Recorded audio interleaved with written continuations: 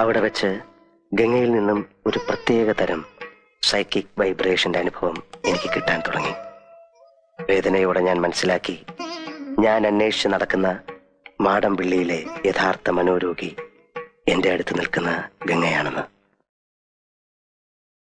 ഗംഗയിൽ എന്തുകൊണ്ട്, എവിടെ വെച്ച്, എങ്ങനെ ഈ രോഗം ഉടലെടുത്തു? ഒരിക്കൽ നീയുമായിട്ടുള്ള വിവാഹാലോചന വരെ എത്തിയ ശ്രീദേവിയുടെ സാന്നിധ്യമാണോ ഗംഗയുടെ രോഗകാരണം? അതറിയാനാണ് അന്ന് ഞാൻ ശ്രീദേവിയും കൂട്ടി അമ്പലത്തിൽ പോകാൻ പറഞ്ഞത്. പക്ഷെ ഗംഗയ്ക്ക് അതൊരു പ്രശ്നമേ അല്ലെന്ന് എനിക്ക് വളരെ വ്യക്തമായി. പഴങ്കഥയിലെ നാഗവല്ലിയുടെ ഒരു കാര്യം പറഞ്ഞ് ഗംഗയെ പ്രകോപിപ്പിക്കാൻ ഞാൻ ശ്രമിച്ചു. നാഗവല്ലിയുടെ ചിലങ്കയെ ചൊല്ലി എന്തൊക്കെയോ പറഞ്ഞ് ഞാൻ ഗംഗയോട് എതിർത്തു. ഗംഗ പ്രതികരിച്ചു, അതിശക്തമായി, അസാധാരണമായി. അപൂർവമായ ഒരു മനോരോഗത്തിന്റെ അഗ്നികുണ്ഡങ്ങൾ ഗംഗയുടെ കണ്ണുകളിൽ ജ്വലിക്കുന്നത് ഞാൻ ആദ്യമായി കണ്ടു.